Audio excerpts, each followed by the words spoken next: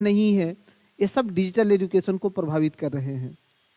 Digital education को और कैसे मजबूती मिलेगी?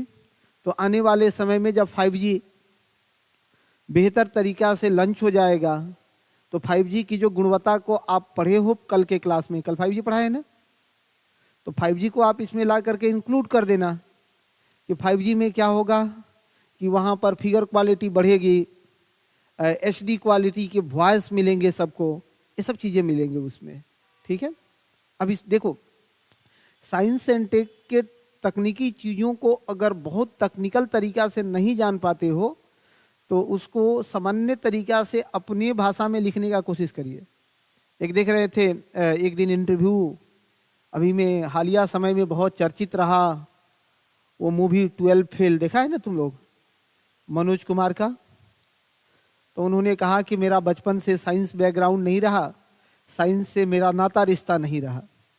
तो जब यूपीएससी की तैयारी करे तो उसमें कहा गया कि साइंस एंड टेक भी पढ़ना है, और उसमें सुपर कंप्यूटर की बात आ रही थी। तो हमको समझ में कंप्यूटर नहीं आ रहा था तो सुपर कंप्यूटर पर क्या लिखें। तो फिर उसके श्रद्धा ने उसको समझाया कि देखो ज़्यादा नहीं सोचना है, जब नहीं समझ में आ रहा है तो सुपर लगा दिया है ना, तो लिखो कि सामान्य कंप्यूटर से 100 गुना तेजी से काम करे तो सुपर कंप्यूटर होगा। मतलब मेरा आपको बताने का मतलब ये नहीं है कि सुपर कंप्यूटर आप मत पढ़ो, मीनिंग ये है कि चीजों को थोड़ा सा आपको रिलेट करिए, एक दूसरे से लिंक करिए, जब लिंक होगा तो ही चीजें पकड़ाएंगे। ठीक है, थोड़ा सा लिख लीजिए, थोड़ा सा लिख लीजिए।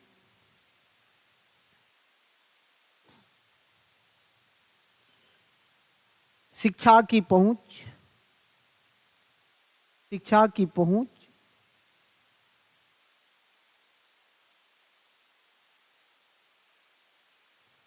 और उसके गुणवत्ता, और उसके गुणवत्ता। देखो अंग्रेजी मीडियम में कितना लिखना है, देखिए दोनों लैंग्वेजेज में अगर कहेंगे तो मैं बोलते रहूंगा। अंग्रेजी मीडियम वाले बस इतना ही लिखेंगे कि क्वालिटी एजुकेशन एंड रिच, ठीक है, हो जाएगा इंग्लिश मीडियम में। इंग्लिश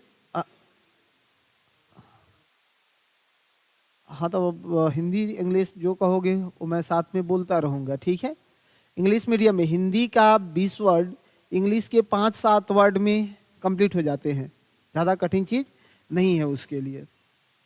तो लिखेंगे थोड़ा सा, शिक्षा की पहुंच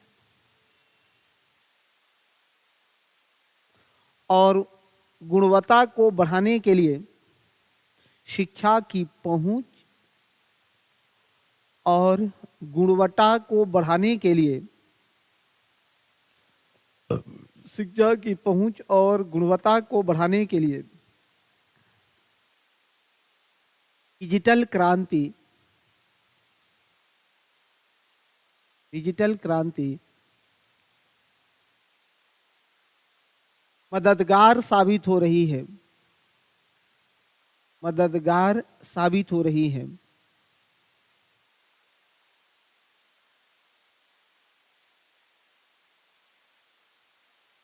मानव संसाधन मंत्रालय ने,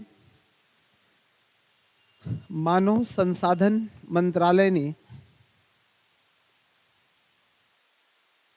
कई प्लेटफॉर्म तैयार किए हैं, कई प्लेटफॉर्म तैयार किए हैं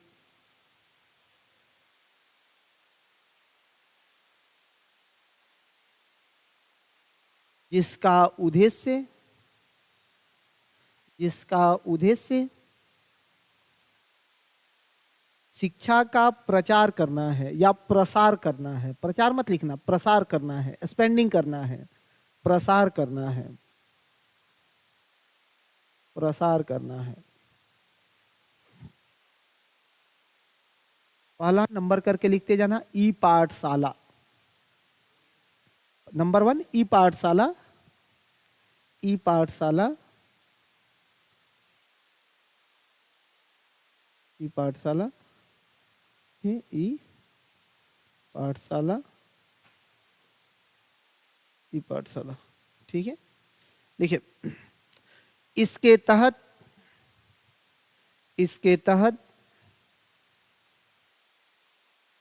एनसीईआरटी बुक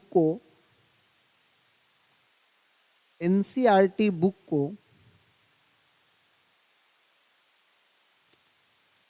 निशुल्क उपलब्ध कराया जाता है। ये पाठशाला पर क्या किया जा रहा है? एनसीईआरटी बुक को निशुल्क उपलब्ध कराया जा रहा है।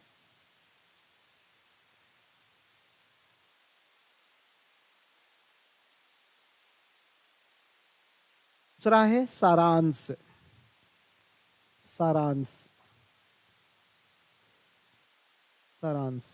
ठीक है।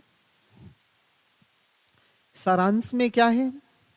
तो इस पोर्टल की सहायता से सीबीएसई स्कूल में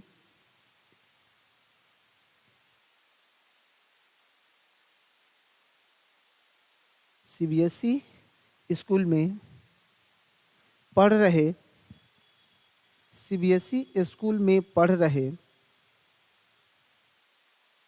छात्रों का प्रदर्शन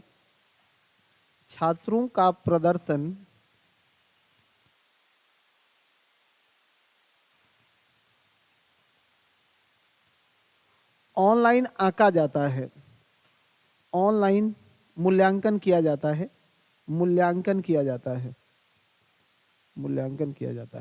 सारांश में ऑनलाइन आंका जाता है। उसके बाद है प्रशिक्षक। एक है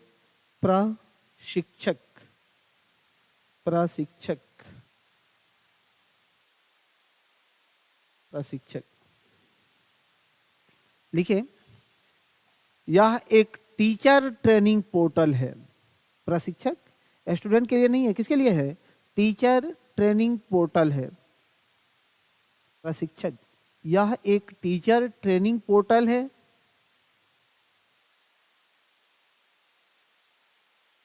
जिससे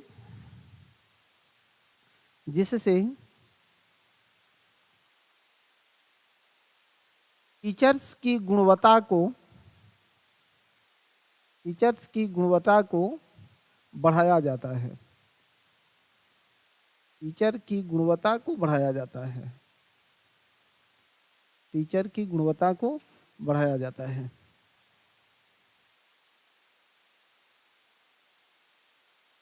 पोर्टल क्या साइट है? ठीक है। चलिए आगे लिखो। शाला दर्पण। शाला दर्पण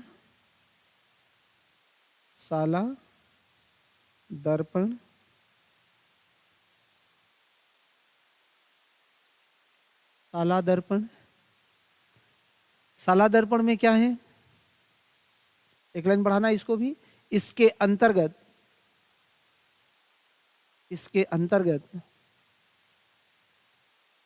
केंद्रीय विद्यालयों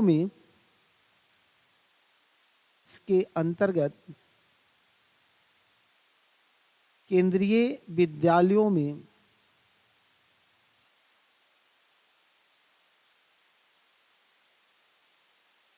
पढ़ रहे बच्चों के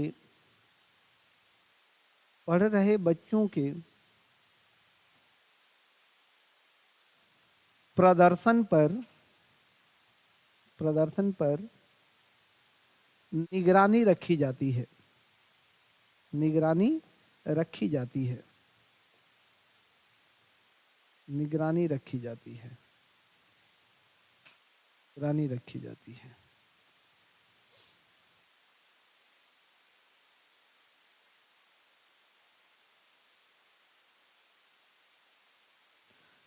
आगे लिखो ज्ञान।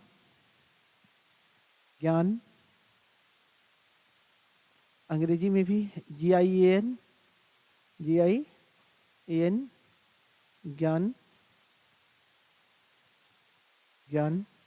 ज्ञान में क्या है? एक लाइन बढ़ाना। ज्ञान को लिखो। इसका फुल फॉर्म होता है ना, global interactive of academic network हो जाएगा full form, global global in creative, global in creative, हाँ global in creative of academic network, of academic network, ठीक है। चलिए, global in creative of academic network, academic network लिखेंगे। विशेषज्ञों की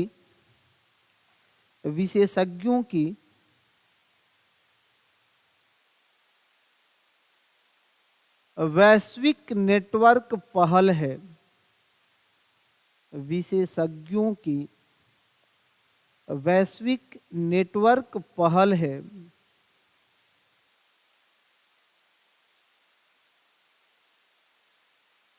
वैश्विक मनो ग्लोबलाइज्ड नेटवर्क पहल है। इसके माध्यम से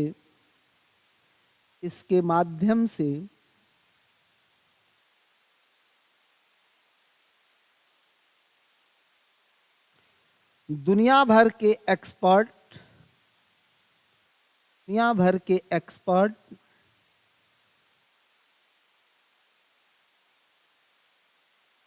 भारतीय छात्रों से जुड़ते हैं, भारतीय छात्रों से जुड़ते हैं और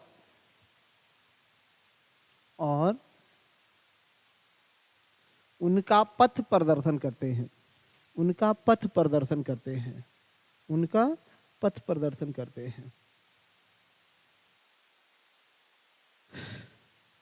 एक लिखो, शाला सिद्धि, शाला सिद्धि लास्ट है एजुकेशन क्षेत्र में, शाला सिद्धि,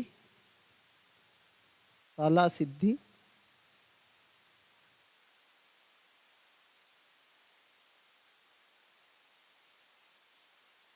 सुनो क्या है कि इसमें शाला सिद्धि को समझ लो कि जो स्कूल है ना, स्कूलों के प्रदर्शन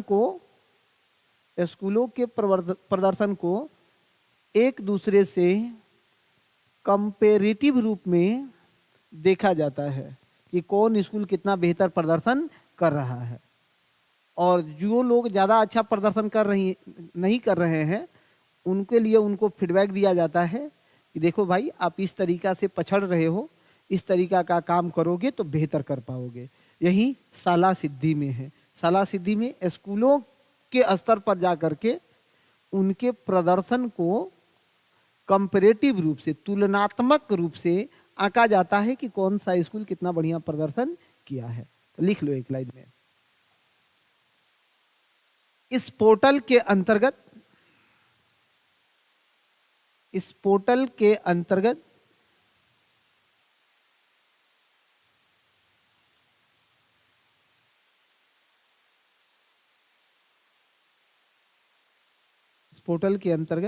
एक स्कूल के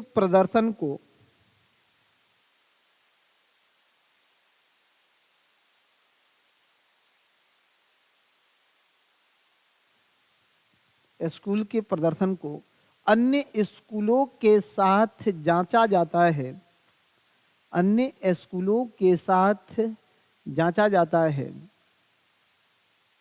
और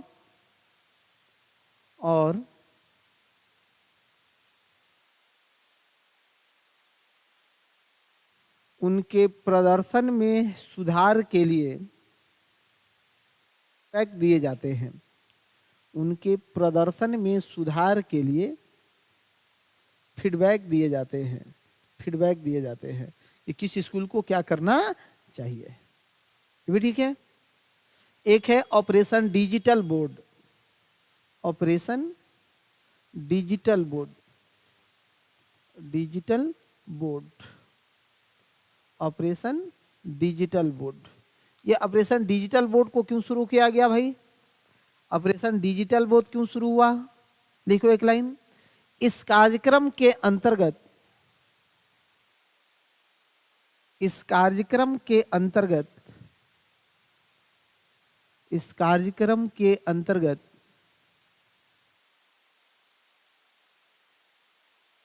शिक्षा प्रदान करने के लिए, इस कार्यक्रम के अंतर्गत शिक्षा प्रदान करने के लिए डिजिटल माध्यमों का प्रयोग किया जाता है, डिजिटल माध्यमों का प्रयोग किया जाता है।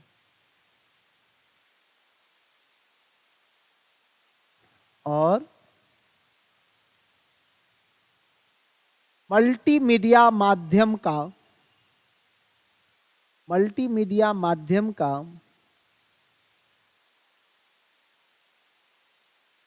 प्रयोग कर शिक्षा दी जाती है, मल्टीमीडिया माध्यम का प्रयोग कर शिक्षा दी जाती है, मल्टीमीडिया माध्यम का प्रयोग कर शिक्षा दिया जाता है। कोई दिक्कत? उम्मीद है कि दिक्कत नहीं हो रहा होगा। बहुत बढ़िया। ये था डिजिटल इंडिया और डिजिटल इंडिया में एजुकेशन। ठीक है, आपके पास पर्याप्त कंटेंट हो गए कि डिजिटल इंडिया में सरकार ने एजुकेशन को बढ़ावा देने के लिए क्या क्या किया है। कि पाठशाला, सारांश, प्रशिक्षक, शाला सिद्धि, डिजिटल बोर्ड, ये सब हो गए ना। अब इस पर अलग से चर्चा की कोई जरूरत नहीं है।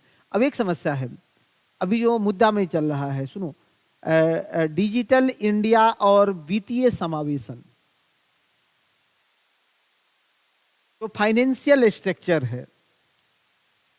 आपको जान के आश्चर्य होगा कि भारत पूरे विश्व में शीर्ष स्थानों पर है सबसे ज्यादा अपने ऑनलाइन ट्रांजैक्शन के लिए। ठीक है, ये सब करंट डाटा है कि ऑनलाइन ट्रांजैक्शन में विश्व में शीर्ष पर बना हुआ है। अब बताओ, वैसा देश जहां अभी डिजिटल के सामने इतनी चुनौतियां हैं, वहां भी हम शीर्ष पर हैं। कारण क्या रहा? तो कहिएगा कि सर डिजिटल के क्षेत्र में जो समस्याएं आ रही थी हम लोगों के सामने, उस पर सरकार ने काम किया। सबसे पहले कौन सा काम किया? अगर फाइनेंस के मामलों में देखो तो उन्होंने जैम तकनीक को लेकर के आए। जैम मतलब जनधन, ये अकाउंट की बात हो रही है। जनधन खाता को आधार से लिंक किया और फिर उसको मोबाइल से लिंक कर दिया, मोबाइल से लिंक कर दिया। और इसी का परिणाम है कि आजकल डिजिटल फाइनेंस बढ़ गया। अगर ये नहीं होता तो संभव था डिजिटल फाइनेंस से नहीं हो पाता। कैसे तुम फोन पे बनाते, कैसे पेटीएम चलाते, कहीं कुछ संभव था? कुछ भी। हाँ, एकदम कंपल्सरी था मित्रों। वही सरकार ने क्या किया कि मोबाइल क्रांति के लिए, डिजिटल क्रांति जो इस चीज को चलाया, तो उसने बहुत सारे चीजों में डीबीटी व्यवस्था को लाया, डायरेक्ट बेनिफिट ट्रांसफर। और जैसे ही डीबीटी व्यवस्था बढ़ने लगा तो लोग बैंक की ओर भागने लगे। डीबीटी जानते हो कुछ व्यवस्थाओं को? डीबीटी में देखो, सरकार क्या है कि अगर किसानों को साल में 6,000 रुपया दे रही है, कैसे आता है? डीबीटी आता है ना, डायरेक्ट बेनिफिट ट्रांसफर। अब इस खंड को इकोनॉमिक्स में भी पढ़ना है, डीबीटी को। हाँ, तो ये खंड कंप्लीट इकोनॉमिक्स में भी पढ़ना है डीबीटी को। तो मैं यहां ज्यादा छेड़छाड़ डीबीटी को नहीं करूंगा। हम लोग का तो टेक्निकली इसको देखना है ना। और वहां जो डीबीटी को तुम लोग पढ़ोगे ना, तो इकोनॉमिक्स में डीबीटी का मतलब क्या है कि वहां रिसाव को कम करने के लिए, रिसाव को कम करने के लिए, जैसे अब तो बातें ये भी हो रही है कि पीडीएस में, पीडीएस जानते हो ना, पब्लिक डिस्ट्रीब्यूटर, जन वितरण प्रणाली की दुकानें, गांव का डीलर साहब। अब तो बात ये भी हो रही है कि पीडीएस में भी डीबीटी ला दिया जाए।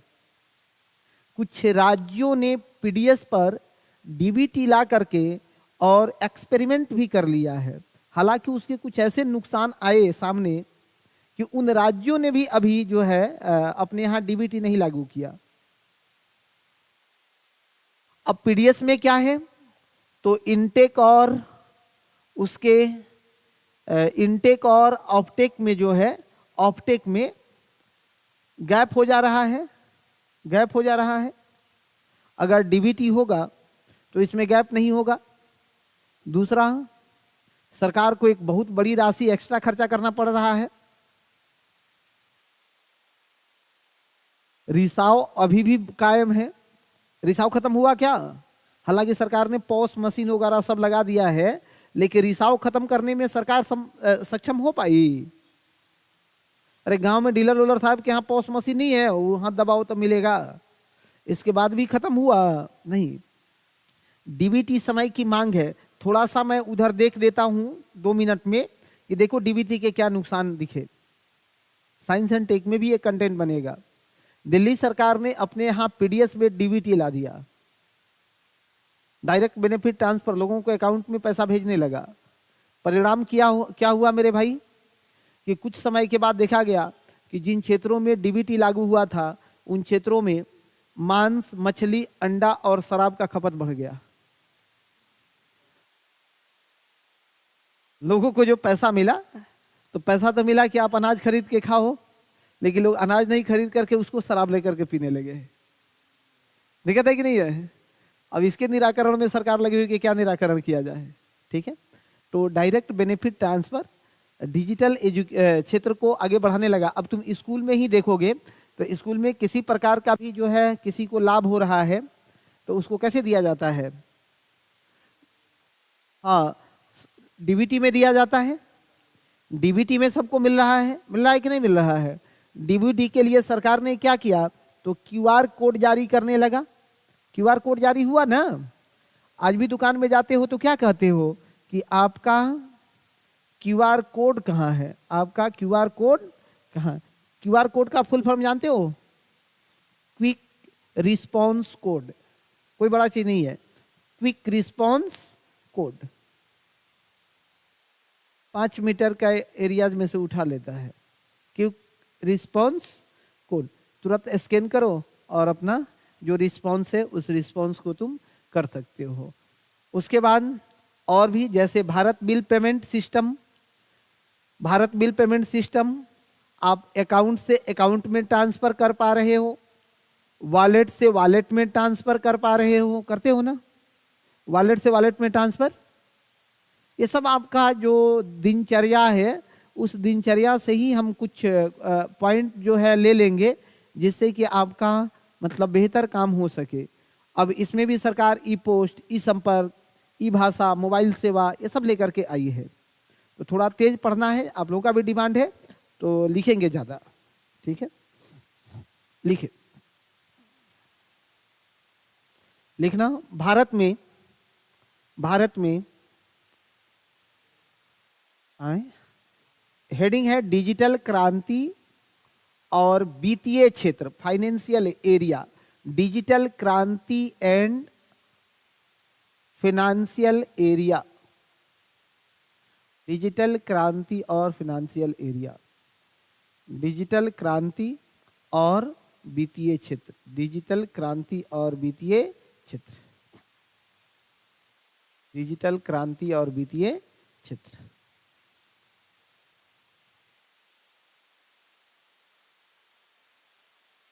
लिखो, भारत में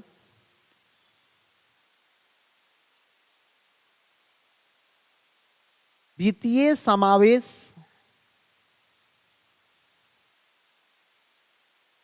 वित्तीय समावेश के समस्या को सुलझाने के लिए जैम व्यवस्था को लाया गया। जैम व्यवस्था को लाया गया। जैम व्यवस्था को लाया गया। वित्तीय समस्या को सुलझाने के लिए जैम व्यवस्था को लाया गया। जैम व्यवस्था जिनको नहीं पता है ब्रैकेट में लिख लीजिए, जनधन, आधार, मोबाइल, उसी में लिखना। जहां मोबाइल क्रांति के लिए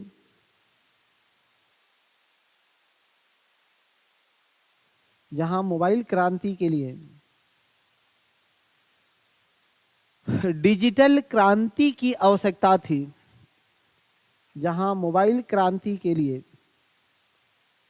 डिजिटल क्रांति की आवश्यकता थी,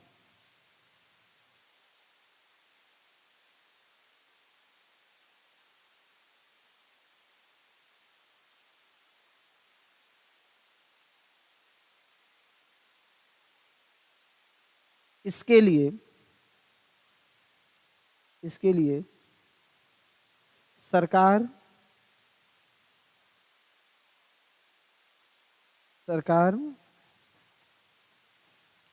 सबसे पहले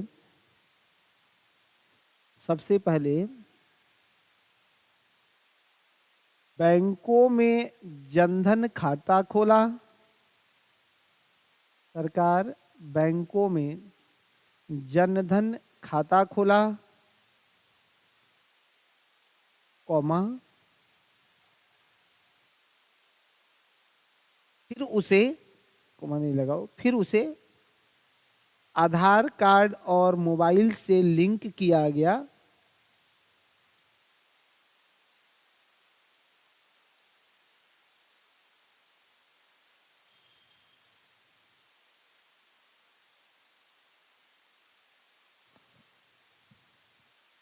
और खोले गए खाते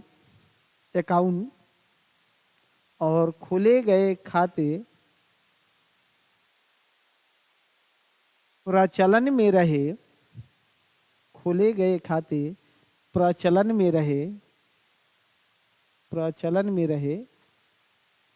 इसके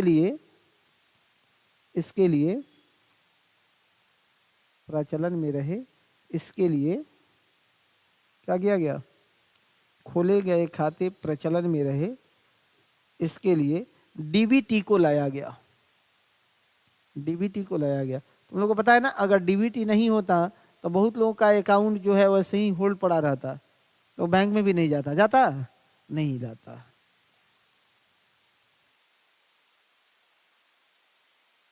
इस डीबीटी अकाउंट को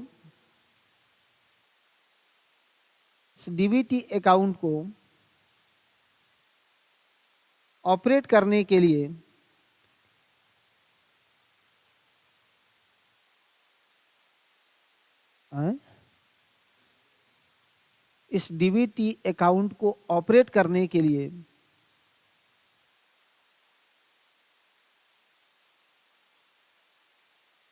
डिजिटल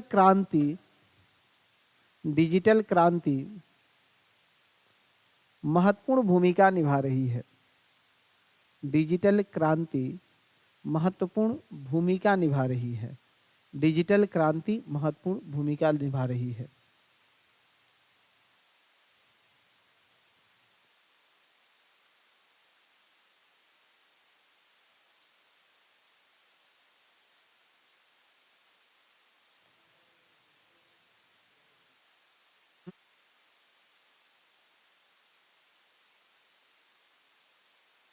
बस नाम है, जीरो अकाउंट पर खुला था और ये वित्तीय समावेशन का पूरे विश्व में एक अनूठा कीर्तिमान स्थापित किया, रिकॉर्ड स्थापित किया था। 3 साल में अप्रॉक्स जो है 25 करोड़ लोगों के खाता खोले गए थे, जो अपने आप में बहुत बड़ा रिकॉर्ड था।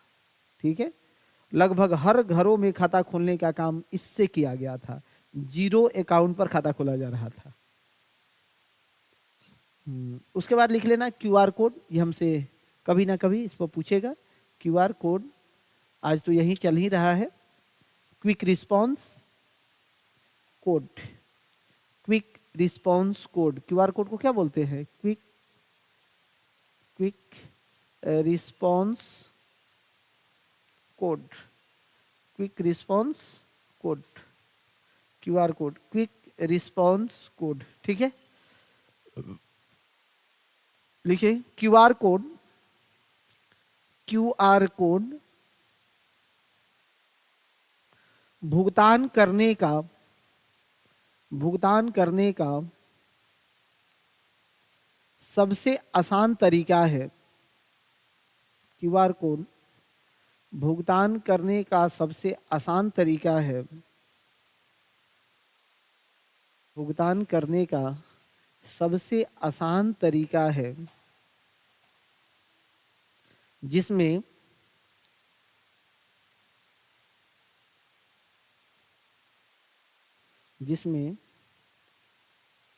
यूनिक पहचान वाले कोड को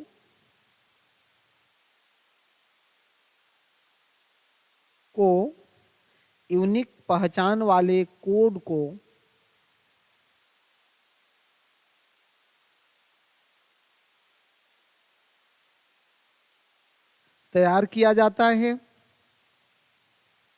यूनिक पहचान वाले कोड को तैयार किया जाता है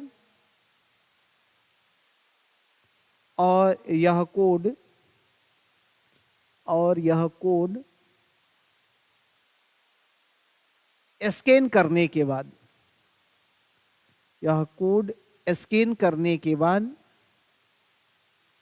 स्कैन करते हो ना कोड को, मोबाइल ले आके नहीं स्कैन करते हो मेरे भाई? फोन पे चलाते हो कि नहीं?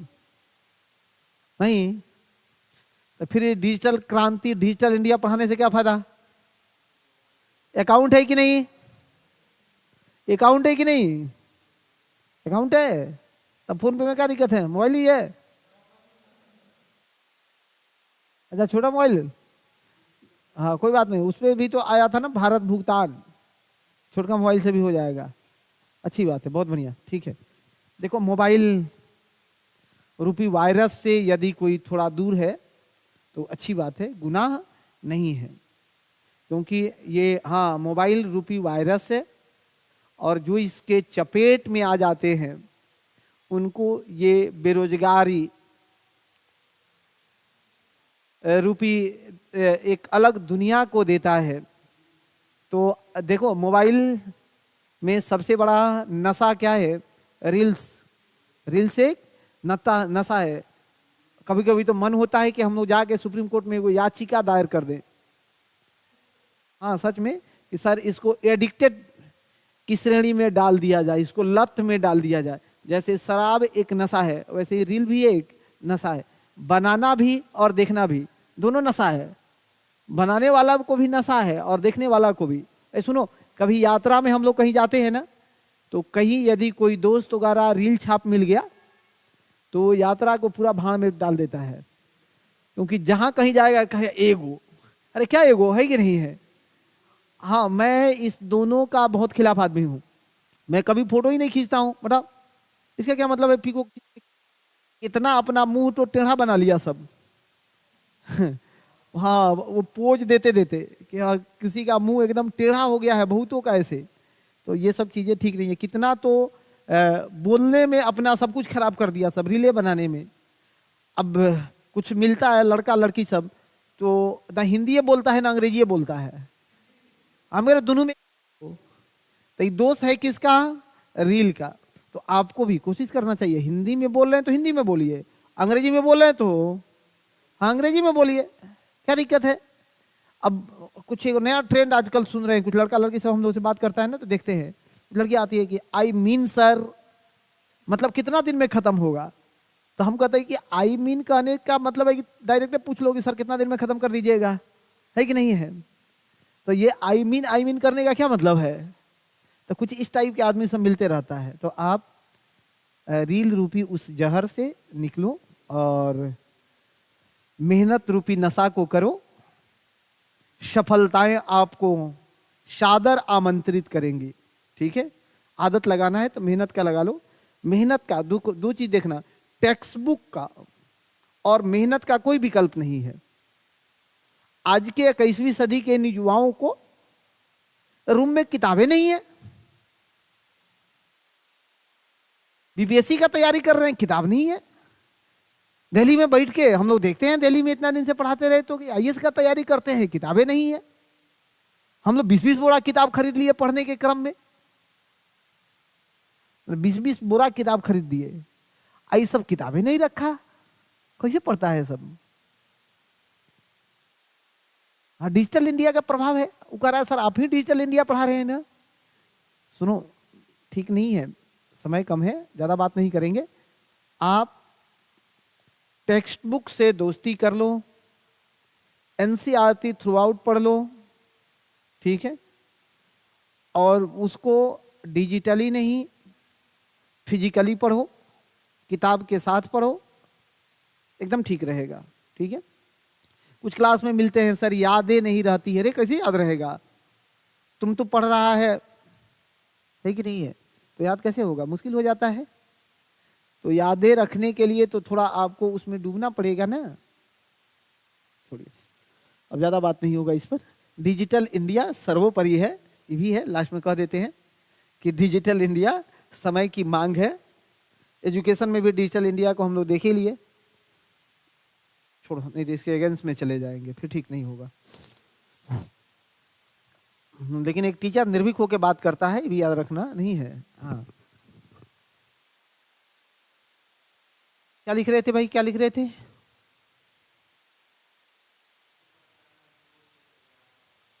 हाँ, कोड तैयार कर कैमरों द्वारा स्कैन करने के बाद, कैमरा द्वारा स्कैन करने के बाद सीधे अकाउंट से जोड़ा जा सकता है, सीधे अकाउंट से जोड़ा जा सकता है। QR code scan camera and attach to account, हो गया? नहीं लिखना है, सीधे अकाउंट से जोड़ा जा सकता है,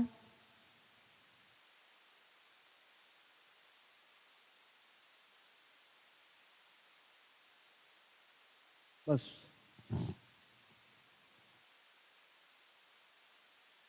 इसके बाद और भी कुछ उदाहरण में लिख लो, जैसे पेटीएम, हाँ, जैसे पेटीएम, ये भी तो एक तरीका है ना, पेटीएम भी, पेटीएम,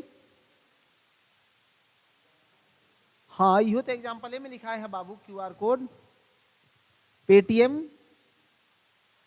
एक और एग्जाम्पल दे सकते हो, आधार इनेबल्ड पेमेंट सिस्टम, आधार इनेबल्ड पेमेंट सिस्टम माने आधार आधारित भुगतान प्रणाली, इंग्लिश में क्या बोलेंगे, आधार इनेबल्ड पेमेंट सिस्टम, आधार इनेबल्ड पेमेंट सिस्टम, आधार आधारित भुगतान प्रणाली, आधार आधारित भुगतान प्रणाली, आधार आधारित भुगतान प्रणाली।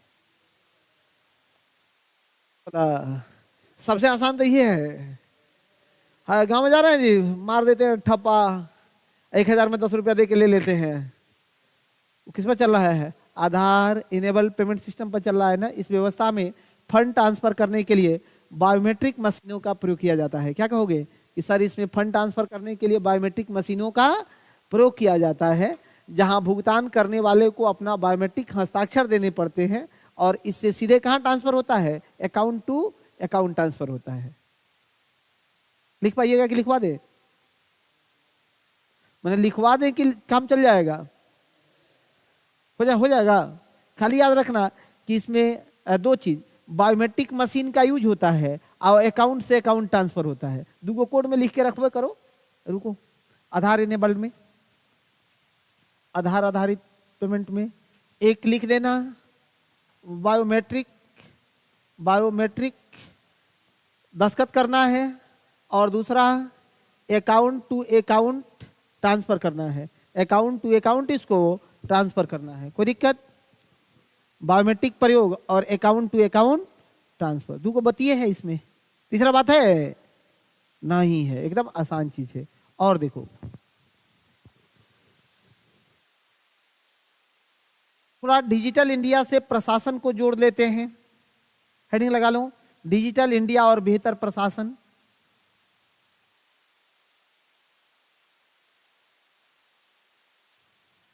डिजिटल इंडिया और बेहतर प्रशासन।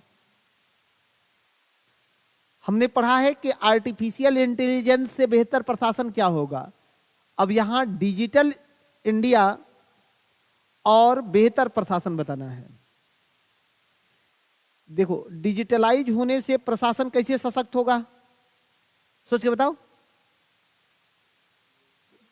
ये डिजिटलाइज होने से प्रशासन कैसे बेहतर होगा।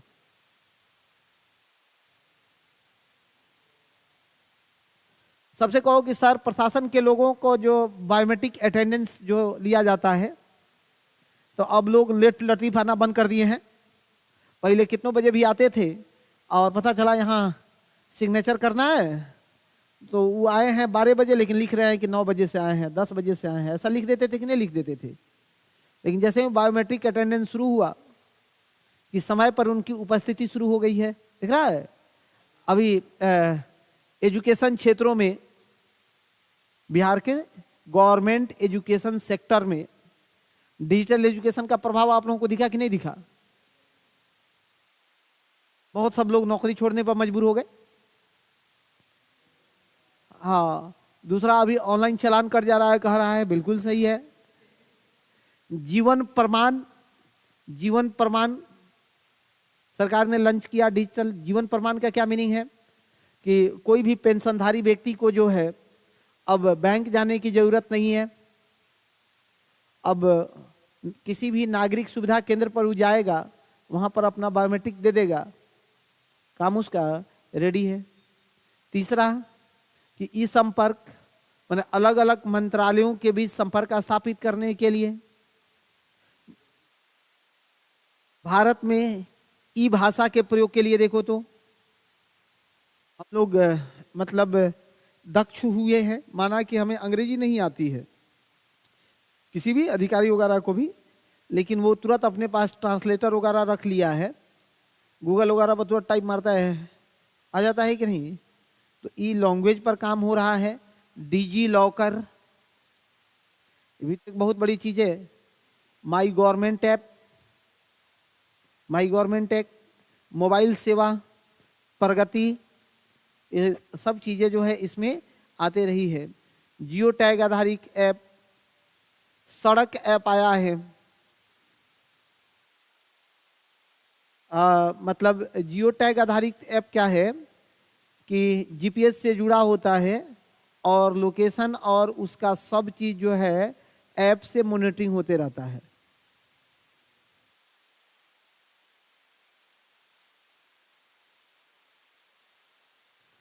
अब एक आया है आवास ऐप, एक आया है आवास ऐप। इसको भी ठीक ठाक समझा देते हैं। आवास ऐप में क्या आता है कि जैसे प्रधानमंत्री आवास योजना, नाम सुना है कि नहीं तुम लोग। आवास ऐप, इस प्रधानमंत्री आवास योजना में गांवों में जो घर बन रहे हैं, इस मतलब गांवों के घरों में जो है जो फोटो लेने हैं उसमें जियो टैग लगा के फोटो लेना है। जियो टैग लगा के फोटो लेना है। जब से जियो टैग आ गया बहुत पारदर्शिता आ चुका है। अब जियो टैग में क्या है कि जहां से आप फोटो लोगे ना, उसका लोकेशन और टाइम दोनों साथ में चला जाता है। कह रहा है कि सर अभी भी चोरी हो ही रहा है। हाँ, चोरी में थोड़ी कमी आई है, थोड़ी कमी आई है। थोड़ी देखो, ये मैंने कह सकते हैं कि कमी तो आई है। एक बार राजीव गांधी सर के काल में एक कमिटी ने रिस्पॉन्ड किया था राजीव गांधी सर को कि सर डिजिटल चीज़ों पर काम किया जाए, क्योंकि जो 1 रुपया केंद्र सरकार भेजती है ना गाँवों में, उसका 13 पैसा जमीन पर पहुंचता है और 87 पैसे का बंडर बांट हो जाता है। 1 रुपया अगर दिल्ली से चला है तो हमारे गांव में पहुंचता है 13 पैसा। समझ रहा है ना। उसके बाद से किसी सरकार में हिम्मत नहीं हुई कि कुछ इस तरीका का मूल्यांकन करा ले। कोई भी सरकार ऐसा कराना चाहेगी क्या अपने साथ? तो पैर पर कुल्हाड़ी मारना नहीं हुआ, कुल्हाड़ी पर पैर मारना हो गया ना। इसलिए कोई सरकारें जो हैं इस तरीका के क्रियाकलाप में लिप्त होना नहीं चाहती है, ठीक है कि नहीं। ज़्यादा उसका खिलाफ नहीं किया था। डिजिटल साक्षरता की बात भी इसी में होगी, थोड़ा सा लिख लीजिए, 2-4 लाइन लिख लीजिए, फिर एक बार चुनौती लिखा देंगे, काम रेडी हो जाएगा। लिखो, डिजिटल इंडिया और बेहतर प्रशासन। आधार एनेबल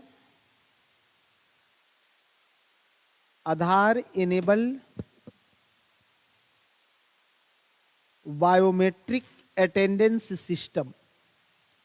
आधार एनेबल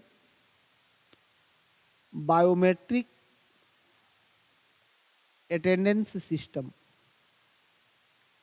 आधार एनेबल्ड बायोमेट्रिक अटेंडेंस सिस्टम।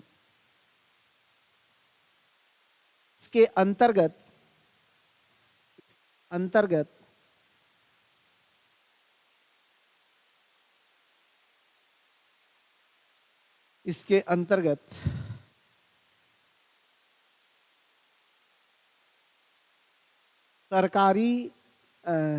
सरकारी दफ्तरों में, इसके अंतर्गत सरकारी दफ्तरों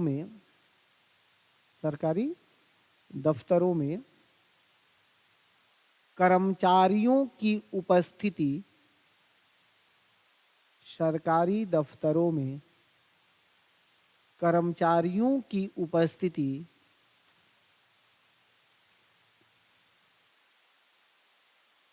सुनिश्चित की जाती है। कर्मचारियों की उपस्थिति सुनिश्चित की जाती है।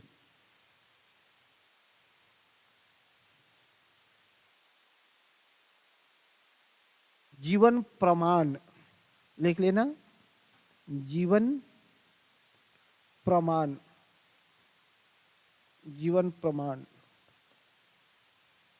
जीवन प्रमाण, ठीक है। ये जीवन प्रमाण, जीवन प्रमाण क्या है मेरे भाई जीवन प्रमाण में? तो लिखो, इस व्यवस्था में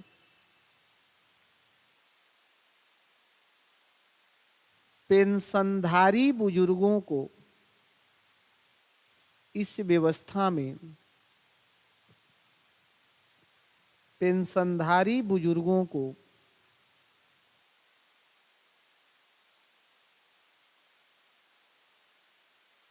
नागरिक सेवा केंद्र पर जाकर, नागरिक सेवा केंद्र पर जाकर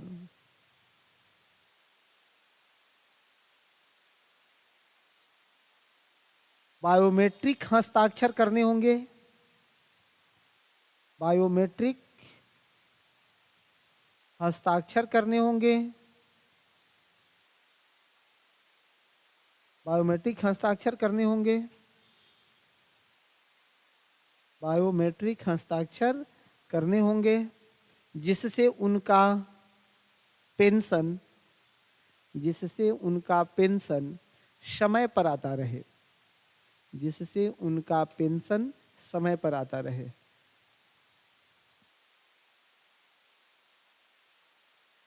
आगे लिखो। आए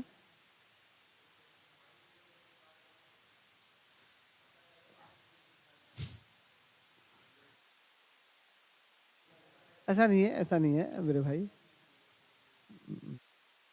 आगे लिखो, डिजिटल लॉकर, डिजिटल लॉकर,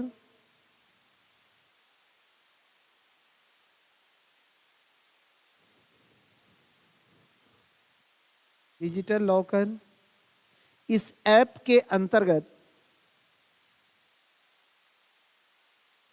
इस ऐप के अंतर्गत प्रयोगकर्ता, इस ऐप के अंतर्गत प्रयोगकर्ता अपने सरकारी दस्तावेजों को, प्रयोगकर्ता अपने सरकारी दस्तावेजों को, सरकारी दस्तावेजों को, सरकारी दस्तावेजों को, प्रयोगकर्ता अपने सरकारी दस्तावेजों को डिजिटल रूप में, डिजिटल रूप में स्टोर कर सकता है, डिजिटल रूप में स्टोर कर सकता है। एकदम ठीक है। दस्तावेज सत्यापित होंगे,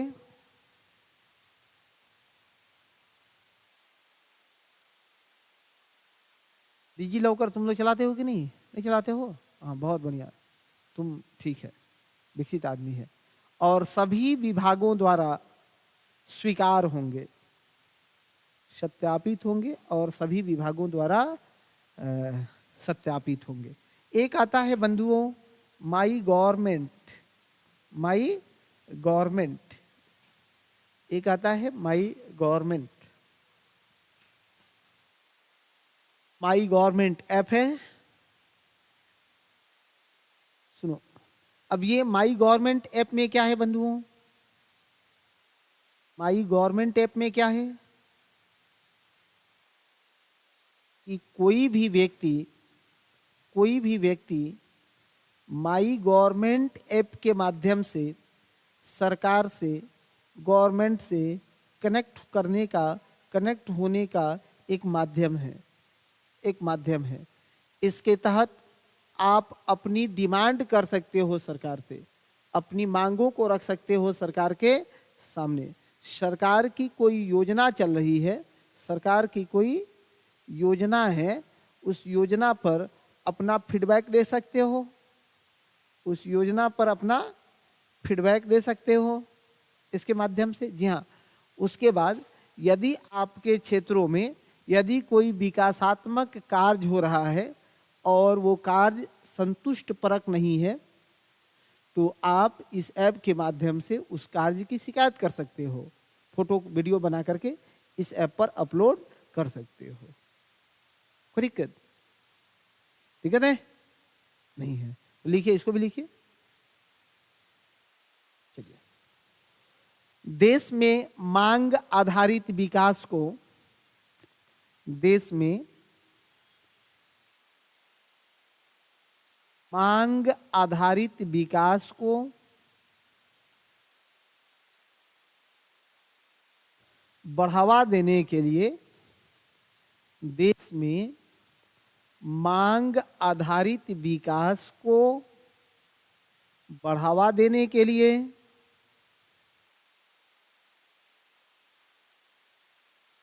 मांग आधारित विकास को बढ़ावा देने के लिए और जनता को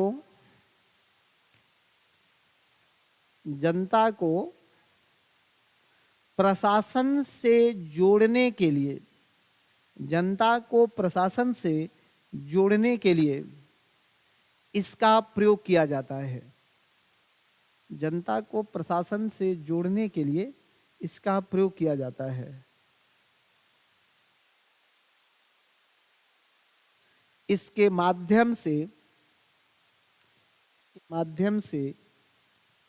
जनता, इसके माध्यम से जनता अपनी मांगों को, जनता अपनी मांगों को सरकार के सामने रखती है, जनता अपनी मांगों को सरकार के सामने रखती है और सरकारी योजनाओं पर फीडबैक देती है, फीडबैक देती है।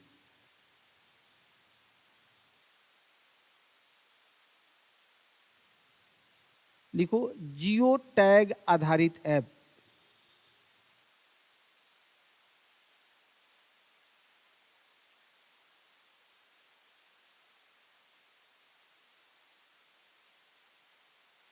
जियो टैग आधारित ऐप।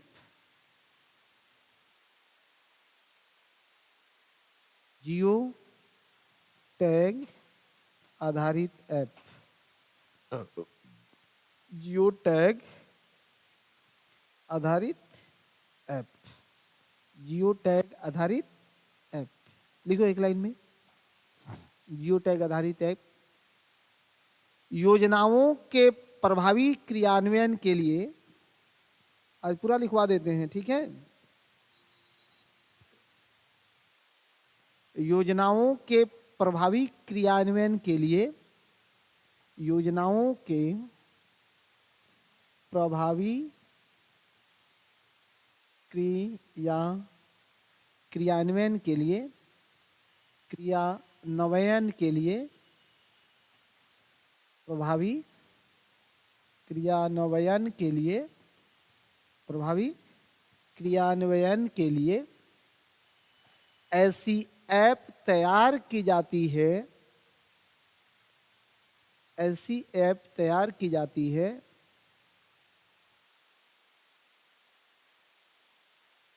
जो जीपीएस से जुड़ा हो, जो जीपीएस से जुड़ा हो,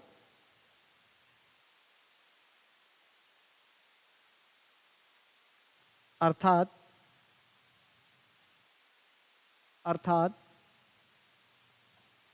उसके लोकेशन की, अर्थात उसके लोकेशन की रियल टाइम मॉनिटरिंग हो सके, रियल टाइम मॉनिटरिंग हो सके, रियल टाइम मॉनिटरिंग हो सके, रियल टाइम मॉनिटरिंग हो सके, रियल टाइम मॉनिटरिंग हो सके। ठीक है, हमने समझा दिया है कि जियो टैग आधारित ऐप कैसे होते हैं कि आप कहीं से भी पिक लोगे तो उसका लोकेशन और टाइम दोनों उस पिक के साथ ही इंक्लूड हो जाते हैं। कोई दिक्कत? अब इसी पर सरकार ने शुरू किया है आवास ऐप। इसी पर सरकार ने क्या आवास ऐप बनाया, आवास ऐप है, आवास ऐप है। आवास ऐप में क्या है, एक लाइन में लिखो। आवास ऐप में क्या है? पीएम आवास योजना, पीएम आवास योजना ग्रामीण के अंतर्गत, ग्रामीण के अंतर्गत बनने वाले घरों को, बनने वाले घरों को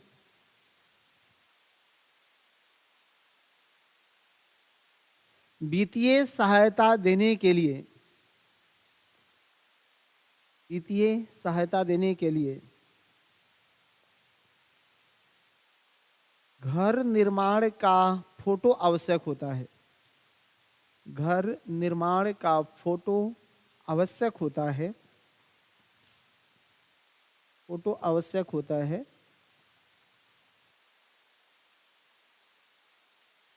और वो फोटो जियो टैग होते हैं, जियो टैग होते हैं।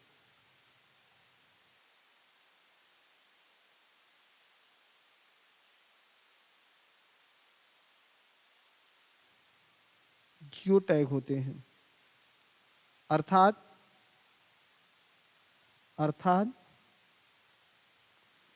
उसका लोकेशन, उसका लोकेशन पता की जा सकती है, उसका लोकेशन पता की जा सकती है। डीआई के सामने क्या चुनौतियां हैं? डीआई मतलब डिजिटल इंडिया के सामने क्या चुनौतियां हैं? क्या चुनौती है डिजिटल इंडिया के सामने में?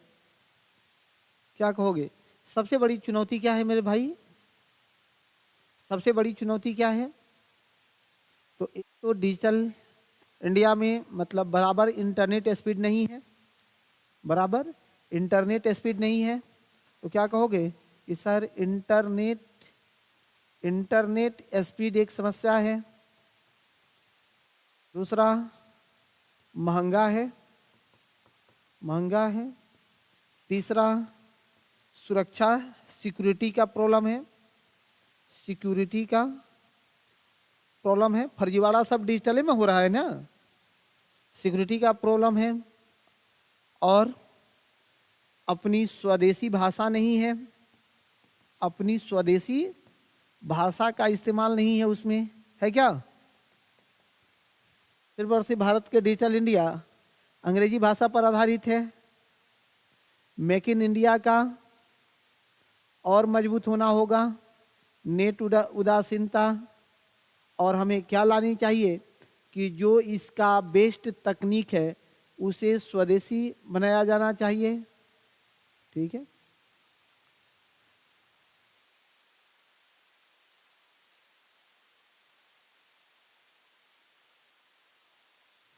एक चीज और कर सकते हो, उसमें इन्वेस्टमेंट भी लगा सकते हो। इन्वेस्टमेंट हमारे यहाँ की इन्वेस्टमेंट सबसे बड़ी चुनौती है। हमारे यहाँ की इन्वेस्टमेंट मतलब निवेश, ये सबसे बड़ी चुनौती है निवेश का। इन्वेस्टमेंट भारत में सबसे बड़ी चुनौती है बंधुओं, इन्वेस्टमेंट एक सबसे बड़ा चुनौती है। ठीक है,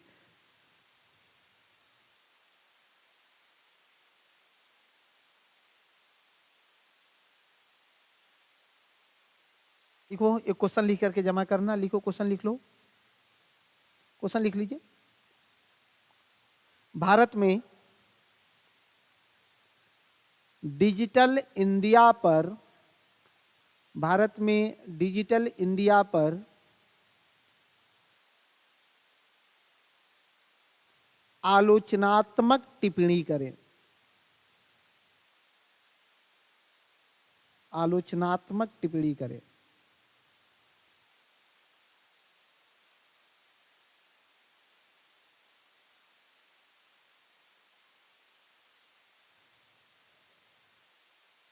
एक और लिखो, भारत तेजी से डिजिटल हो रहा है, लेकिन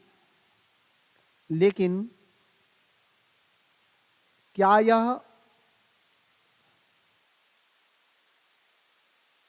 डिजिटल हो रहा है, क्या भारत सुरक्षित डिजिटल हो रहा है? इस पर भी आलोचनात्मक व्याख्या करना।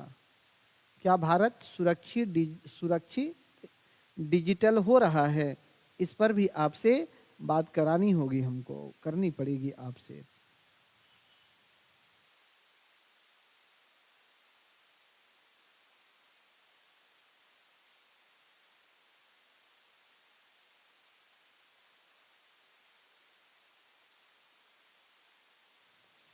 परमाणु भार, परमाणु क्रमांक, ये सब बात पढ़ा है कि नहीं तुम लोग? अबे मेरे जिम्मे का काम नहीं है मेरे भाई पढ़ाना। संभारिक समस्थानिक भार क्या है? ऊपर वाला भार और नीचे जो होता है क्रमांक, नहीं जानते हो क्या? अच्छा, केमिस्ट्री में पढ़ा है ना।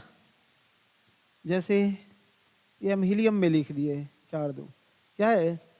भार 4 है, क्रमांक कितना है इसका? 2 है। यूरेनियम पर लिखते चलेंगे, यूरेनियम पर लिखते चलो, तो यूरेनियम 238-92, यूरेनियम 235-92, यूरेनियम 233-92। क्या मीनिंग है इसका? क्या मीनिंग है इसका? हाँ, पहला चीज तो कहना है कि सर इसके क्रमांक बराबर हैं, तो ये समस्थानिक है, ये समस्थानिक है। और यदि यही लिखें कि कार्बन 14-7, कार्बन 14-6, ये क्या है? संभारिक है। ये क्या है? संभारिक है।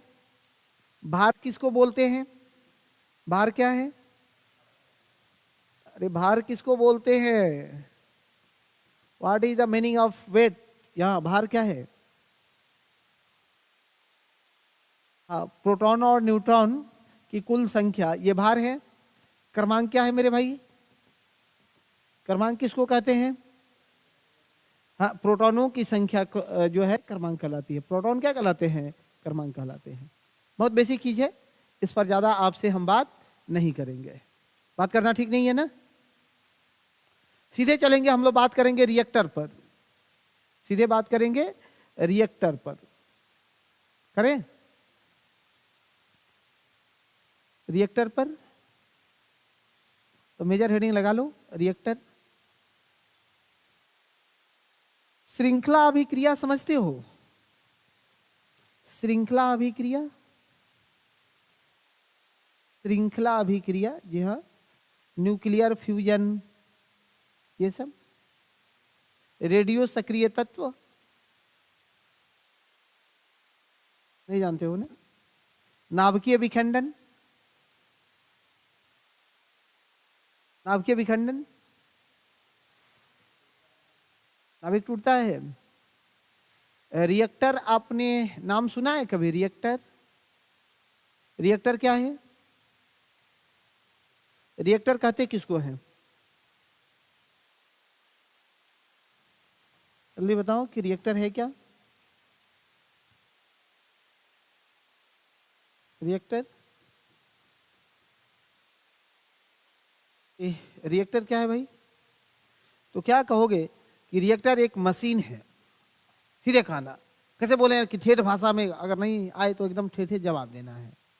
रिएक्टर एक मशीन है, उपकरण है, जो नाभिकीय ऊर्जा को विद्युत ऊर्जा में बदल देता है। कौन बड़ा बात है?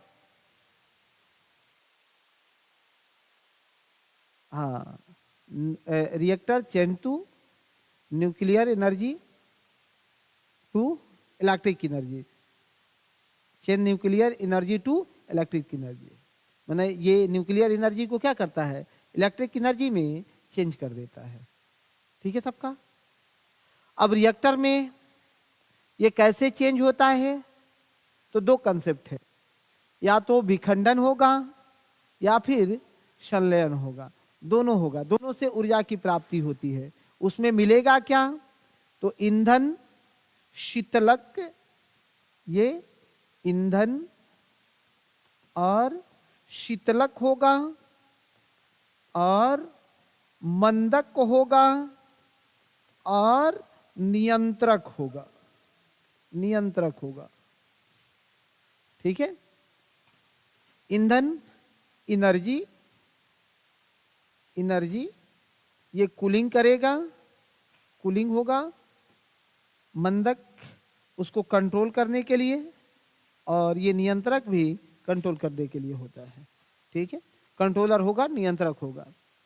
नाभिकीय विखंडन, जब कोई भारी नाभिक वाला कोई तत्व हल्के नाभिकियों में टूटता है तो उसे क्या कहते हैं? जैसे यूरेनियम अगर टूटता है तो क्रोमियम और ब्रोमियम में टूटता है।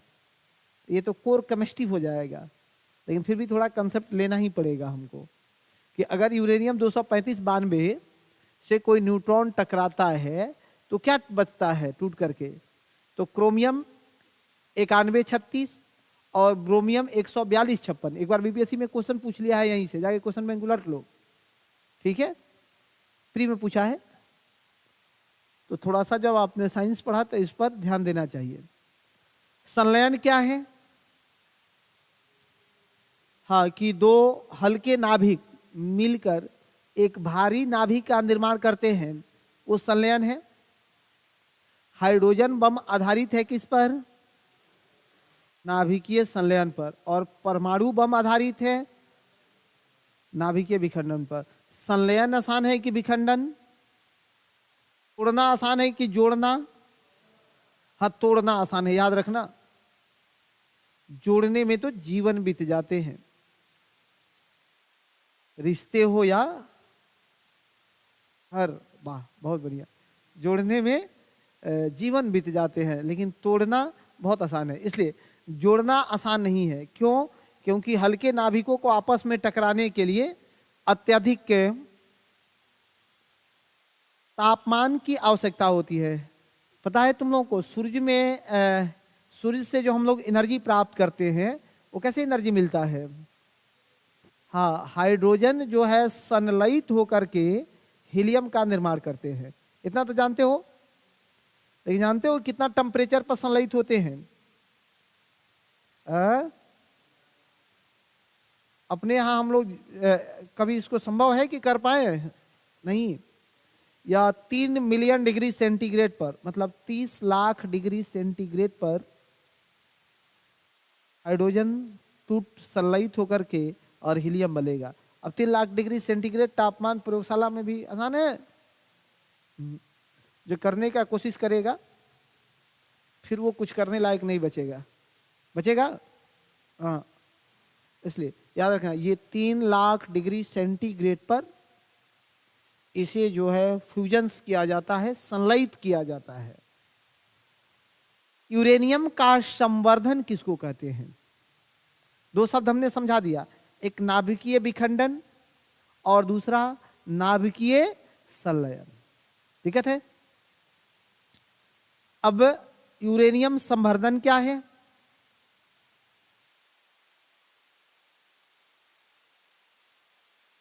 यूरेनियम संवर्धन क्या है? तो जब हम लोग यूरेनियम प्राप्त करते हैं ना, तो यूरेनियम का जो अयस्क होता है, रॉ मटेरियल्स, उसमें केवल यूरेनियम 238-92 यही प्राप्त होता है हम लोगों को। और ये बहुत काम का नहीं होता है। 238 वाले समस्थानिक से मिलकर के बना होता है, प्राकृतिक यूरेनियम कहलाता है, की मात्रा जो है 99.3%। इसमें देखोगे कि थोड़ा सा इसको और आगे लेकर के चले यदि, तो रुको, अगर तुम अयस्क देखोगे ना, यूरेनियम का अयस्क जहां से निकलता है, इस अयस्क में यूरेनियम 238 जो है ये मिलता है 99.3%, और यूरेनियम 235 जो है ये मिलता है 0.07%। 0.07%, इतना कम मिलता है, और 0.7% मिलता है, जबकि यूरेनियम 233 ये एकदम नगण्य होता है। ये कोई काम का नहीं है। इसी को संवर्धित किया जाता है, और संवर्धित करने के बाद हम लोग प्राप्त करते हैं यूरेनियम 235, और फिर संवर्धित करते हैं तो अगले स्टेज में मिलता है यूरेनियम 233। इसका उपयोग सामान्यतः एनर्जी के रूप में करते हैं, और 233 का उड़ाने के लिए। देखा ना 1995 में, 1945 में जापान तैयार था सरेंडर करने के लिए, इसीलिए तो रसिया उसी समय से अमेरिका से गुस्साया, तो आज तक गुस्साइले है, क्योंकि जापान पर सबसे ज्यादा अटैक किया था रसिया, सबसे ज्यादा अटैक किया था। नजदीक पड़ता था रसिया से जापान, इधर से उड़ा के और गया, उसका फाइटर जेट खूब बम गिरा के आ जाता था। जापान कह रहा था कि हम भी सरेंडर करते हैं भाई, जब मेरा सरदारे जब आत्महत्या कर लिया तो हम का युद्ध लड़ेंगे। लेकिन तब तक अमेरिका में तैयार था, साइंटिस्टों ने कहा कि सर माल रेडी है, लेकिन नहीं है। तो हुआ कि जब माल रेडी है तो एक बार एकदम इसका प्रैक्टिकली देख लिया जाए कि क्या प्रभाव पड़ता है। हमको तो लगता है कि जापान के साथ बस एक परीक्षण हुआ था, समझ रहा है ना कि परमाणु बम का क्या स्टेटस है। लेकिन याद रखना, परीक्षण इतना खतरनाक हो गया कि आज तक फिर किसी को किसी के गिराने की जो है मतलब हिम्मत नहीं हुई, और ईश्वर न करे कि कभी कोई पगला कहीं से कहीं गिरा दे। नहीं है, हाँ, अच्छी बात है, बहुत जरूरी है ये, मतलब परमाणुविक सुरक्षा, सिक्योरिटी जो है ये बहुत काम का चीज होता है, इसको सुरक्षित करके रखना चाहिए। ठीक है।